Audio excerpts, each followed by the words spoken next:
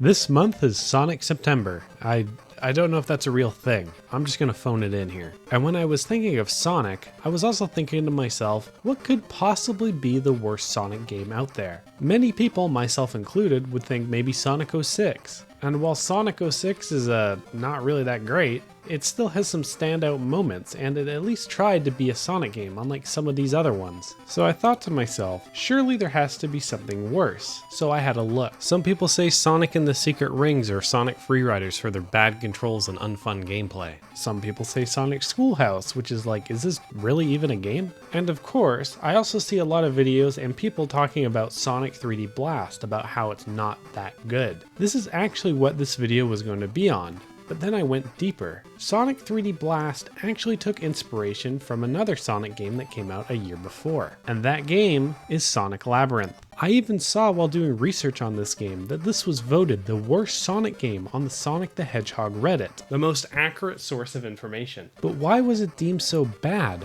Why do not that many people like it? Why do people consider it the worst? Let's find out. Sonic Labyrinth was first released in the UK in October 1995, developed by Minato Gaiken. Who? Yeah, I have no idea who this is. There actually isn't a lot of information about them online. It's kind of scattered all over the place. Though they seem to have helped develop and just make games themselves mainly for the Game Gear, though they did make some games for some other consoles. But one of them was Sonic Labyrinth. Upon the game's release, the game was thrashed by critics who claimed the controls were bad and the level design was weird. But do I agree with that? Well, we'll actually see later as I'll go into it a bit more. The story of the game is about Robotnik swapping out Sonic's shoes with slowdown boots, which make him run a lot slower. Sonic then puts the boots on and was like, well, that sucks. And then through his window, he heard Robotnik laugh. Robotnik then proceeded to tell him what he did and how to stop it.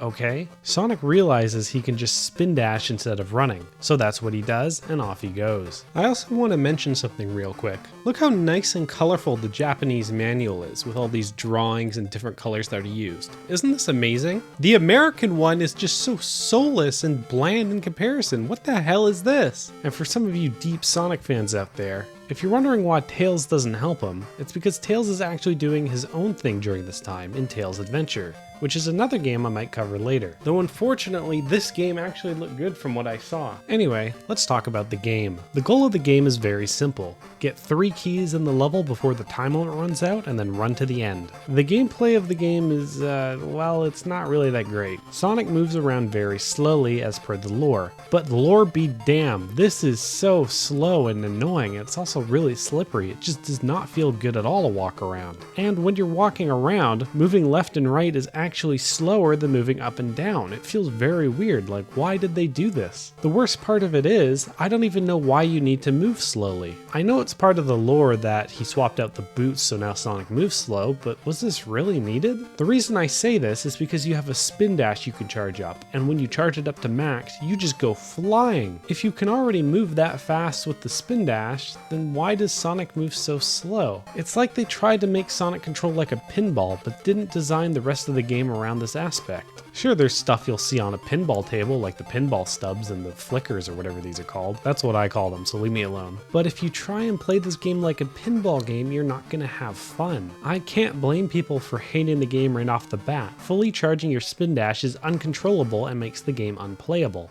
It's impossible to play this game like this. However, there is a correct way to play the game. It makes the game from going unplayable garbage to just being kind of If you only charge up the spin dash a little bit and then release it, you can actually control Sonic perfectly fine, and getting around the map is both fast and easy to control. You can also stop the spin dash any time by pushing the button, which is harder to do the faster you go, but because you're doing it a bit slower, you can pretty much stop anytime you want. In my entire playthrough, after realizing that fully charging the spin dash makes the game so much worse to play, I never did it again. I think the only time I did it was on one boss where it was actually useful to use it, but other than that, I never did it again. I just did a slower charged spin dash because that's so much easier to control and you're already going fast enough with it anyway. If you do a full charge dash in this game, you better start praying. This game does have its fair share of enemies, and there also are a few traps around that can get you, but they're mostly the same most of the time. Most of the time the enemies are just a square hitbox that slowly move around, or sometimes they move around really quickly. Sometimes they're invincible on one side, sometimes they're invincible on both sides. And then as for the traps, they're mostly just squares on the ground. Sometimes it's a spike trap, sometimes it's lava. Sometimes there are pinball stuff around. See, I knew this was a pinball game. Even the box art makes it look like this is a pinball game, but it really just isn't. But most of the time I'm not going to interact with them because they're just there to annoy you. They don't really help you. Going back to the enemies though, they all have this really weird hitbox.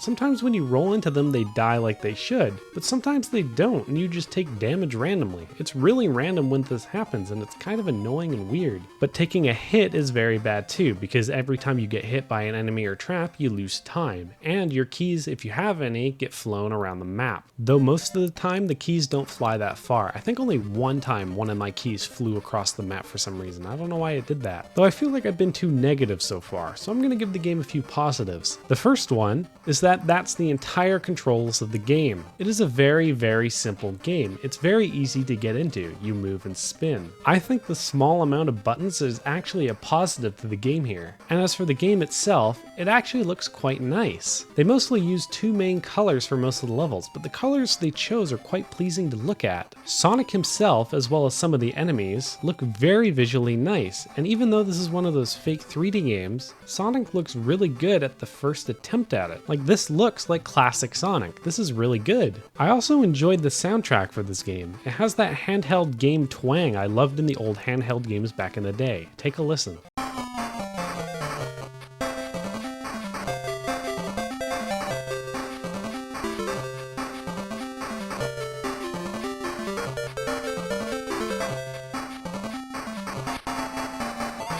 The game basically boils down to that if you realize the best and most optimal way to play the game is by doing a slower spin dash, the game goes from unplayably bad to just kind of a time waster, though not really a great one. Though if I was a kid and this was the only thing I'd have, I'd be like, yeah, this is alright. But as a grown-ass man, I'd rather waste my time doing something else. One of the two things the critics hated on this game was the controls, and I can completely understand not liking them. They don't really make that much sense. You have all these speed options, but the best option is to just go the slowest. That's not really Sonic. But the other complaint was the level design. So let's go through the entire game together to see if that is something I agree with, while also going into some of the other issues and some of the other positives the game has. But before we do, I want to remind everyone of something. This is a Game Gear game, so most people are going to be playing the game on the Game Gear like this. This is horrible. Anyway, when you start the game, you get this colorful title screen, which looks nice.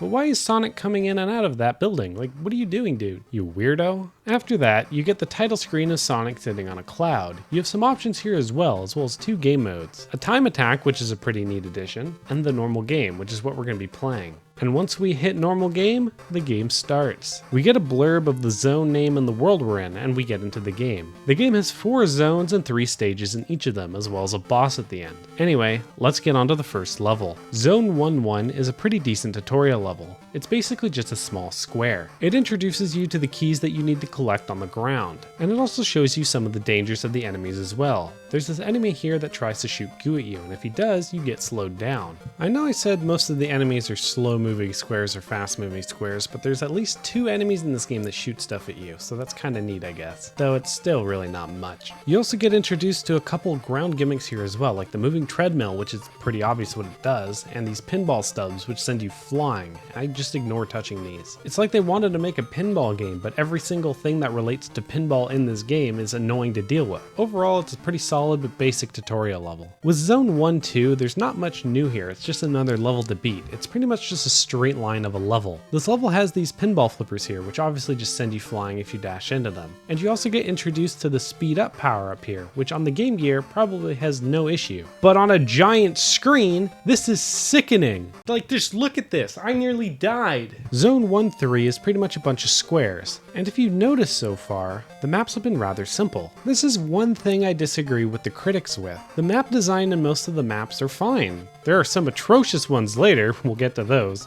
but the majority of the game, they're fine. I didn't really have any issue with most of them. This level itself though, it has a crane thing that opens and closes its mouth, which is new. You just have to dash into it when it's open to get the key, but if you dash into it when it's closed, you get hit. Again, pretty simple level, nothing much new here. After that, we get to the first boss. At the start of every boss level, you roll down this hill and you can collect a bunch of rings. You will almost always get 100 rings here, which gives you an extra life, meaning that you can keep fighting the boss over and over again as many times as you like, with almost no punishment. This is actually quite nice for a supposedly casual game. There are some quote-unquote traps on the hill, but they don't actually damage you when they get hit, so I have no clue what the point of them here is. But once we get to the bottom, the boss fight begins. Every boss in this game has these mini versions of themselves at the start for some reason, but once you take care of them, the main boss appears. This boss is a giant gorilla, which is honestly, in my opinion, the hardest boss in the game. You have to spin dash into him, and it feels absolutely random if the boss will actually hurt you or not while you do this. It really just feels like it's up to the luck of the draw on this one. Later on in the fight, he'll also start to shoot out his hands, which move around way faster than you can move. It's not something you can easily dodge because of how slow Sonic moves normally. So because of this, you're more likely than not to get hit by them. There's no time limit on these bosses, so getting hit is a little different here. You can get hit a certain amount of times before you lose your health, and then you have to restart the level. The thing is though, I'm not actually sure how much damage you can take. There are these rings around the boss arena, but no matter how many I pick up, it still feels like I get killed in 2 to 4 hits. I'm not actually sure how it's calculated at all or what determines it. But after you spin dash into the boss enough, the emerald is yours. I forgot to mention the emeralds. When Robotnik just told Sonic how to deal with his entire plan, he mentioned that if you get the emeralds, you can stop the boots. So that's why Sonic's here. On to the next zone. The gimmick of this level is that there are these cannons that shoot you in different areas of the map. It's not too hard to figure out where they shoot you, and the map is still relatively small in this part. There are also these bubbles that are actually enemies. I thought these were air bubbles when I was running around the map the first time. I actually died here because I couldn't find the key because I just thought these were normal air bubbles. Zone 2-2. I've never hated this color more than I do now. This is a bad level. There are these doors around the map that aren't marked at all, and they send you to other doors around the map. The map itself looks the exact same, though I do like this shade of green.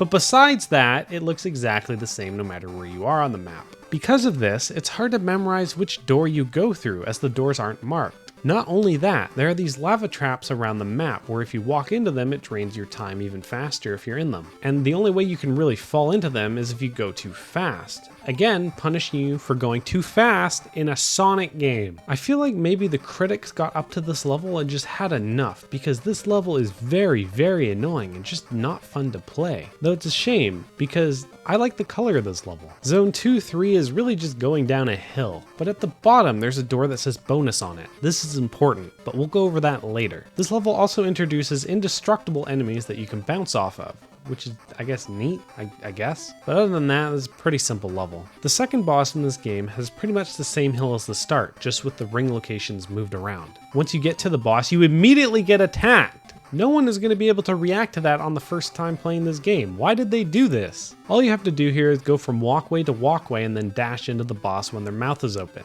Do it enough times and he goes down. It's pretty simple. And that's how pretty much the rest of the bosses in this game are going to go. The rest of them are pretty simple. On to Zone 3-1, and it has electric shocks coming down from the sky in certain areas, which you need to avoid. This level also introduces these green squares you can walk on, but you can't spin dash on. It also has moving platforms for you people down in the comments who are probably typing as I speak saying this isn't a platformer game. And this mechanic proves otherwise. This is a moving platform, only regulated and allowed in platforming games. Rule made by me. If you fall off the map or this moving platform, you get a really funny cutscene. I just love how stupid this looks. This is like an overkill Sonic death machine. You don't need all this, dude. It also introduces these red enemies that move around really fast and almost always have a key on them. They're not too hard to deal with, they're just a little bit more challenging than the normal enemy. Other than that, this is a pretty simple level, and it's also a pretty small level. I was gonna put here, I don't get why people are complaining about the level design, when most of the levels, like I said before, aren't that bad. But then I get my answer in the next level, Zone 3-2, another bad level. Looking at it, it may not seem bad, but it's filled with these one-way moving platforms, meaning you can't go back if you go on a platform. You need to find the correct route in order to beat the level, and with there being so many different ways to go, it gets impossible to memorize. I actually whipped out the pen and paper to draw a map down, Can you believe that? Because of how much time you have to do this level almost perfectly in the correct order in order to complete the level on time. It's really annoying. But that's all this level really is, moving platforms and teleporters. Zone 3-3, just look at this level, look how simple it is, come on now. Though, you might get stuck at one point. It has this moving platform you need to go on the bottom of the screen. And if you don't see it when you go down there, you'll have no idea where to go, and it goes off screen because that's how far it goes. This level is pretty much a downhill slope that's just full of stuff you've already seen up to this point. After that, we get the third boss, and the slide at the start actually has stuff that can damage you this time, so watch out for them. I believe this is the easiest boss in the game. It's just this moving spiked wall thing. If you spin dash at the right spot, you can bounce back and forth really fast constantly to damage the boss multiple times. If you time it right, you won't get hit at all, and this boss becomes a joke. And of course, me being me, that's exactly what I did. Boss down onto the final zone, Zone 4. The first level is pretty much a square. I know I've said this a bunch of times now, but why did they say it was complicated? Look at this. Start here. Square. It's a square! This level is pretty much you just dodging the projectiles, as there are many archers shooting at you and plasma balls everywhere. There are also these guillotines sometimes, but they're pretty easy to avoid since you're just going to be spin dashing through where they fall anyway. After that, we're on to 4-2, the first multi-layered level. When you go through a door, you end up on a completely different map. It has ice falling all over the place and these super fast robots, but they're pretty easy to deal with. Honestly, because this map had 2 layers to it, I thought it would be annoying, but it's really not that bad since the doors you come out of actually look kinda different. So it's easy to remember where you are, unlike that green level from before. I don't mean that the doors look different, the doors look the exact same, but the area that you come out of looks completely different, so it's easy to remember where you are. But when you beat this level, you get an animation on this clock if you beat it fast enough. We will go over later as this is important and does affect the game. Zone 4-3. Now this is what I've been waiting for this entire time. There were 2 bad levels in this game so far, and sure, they're bad, but I wanted something horrid, something despicable, and I finally got it.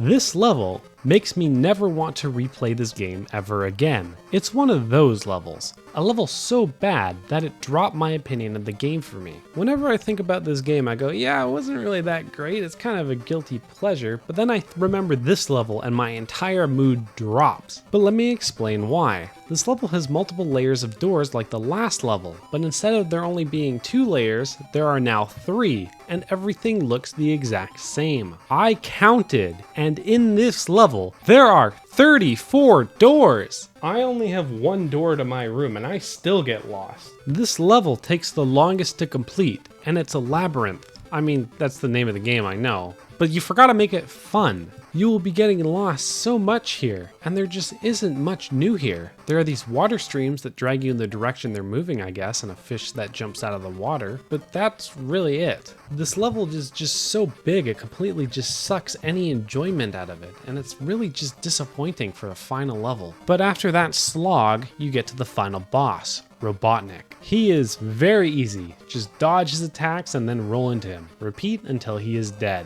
I do like these little Robotniks that fall from the ceiling though. They don't really do much and then it stops after a while. But that's it. Once you do that, you beat the game and you get Sonic running into the emerald and then getting to the exit. Wait, it's not perfect? Let me explain this. This game actually has multiple endings, if you'd even call it that. There are 2 bad endings in the game. This is one of them. Once you beat the game, you get a hint on how to actually get the good ending, which is actually a cool hint and a cool thing for the dev to tell you. In my case, I didn't get the bonus room, so let's talk about that. In Zone 2-3, there is a bonus door, and it is blocked, but you can unlock it by going to this cannon and holding right and the 2 buttons on the Game Gear.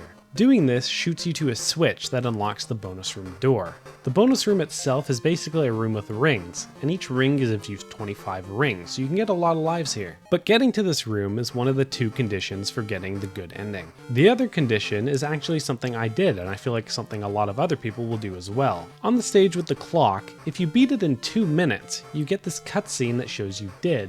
but if you don't get anything. Beating this stage under 2 minutes is a requirement, but as I said before, it changes the quote-unquote endings, as all the good ending is just change the text at the bottom saying, "Congratulations, you beat the game." It is perfect. It's kind of lame, but that is the entire game. I'm gonna be honest. Yeah, there are a couple bad levels in this game, but personally, I didn't really hate this. Maybe this is a guilty pleasure of mine, I'm not sure. Yeah, the game doesn't control great. Yeah, the enemies have really bad hitboxes. Yeah, the bad levels are horrible, but most of the levels were fine. I'm never playing this again, don't get me wrong, but I think it did a good job of being that small handheld game to play to kill some time back in the day. The game being compact is also very short as well. If you know the map, you can beat this game in maybe 15 to 20 minutes. It took me an hour because the bad levels take way too long to beat when you don't know what you're doing. Just say you suck! But when I saw people say this was the worst Sonic game ever,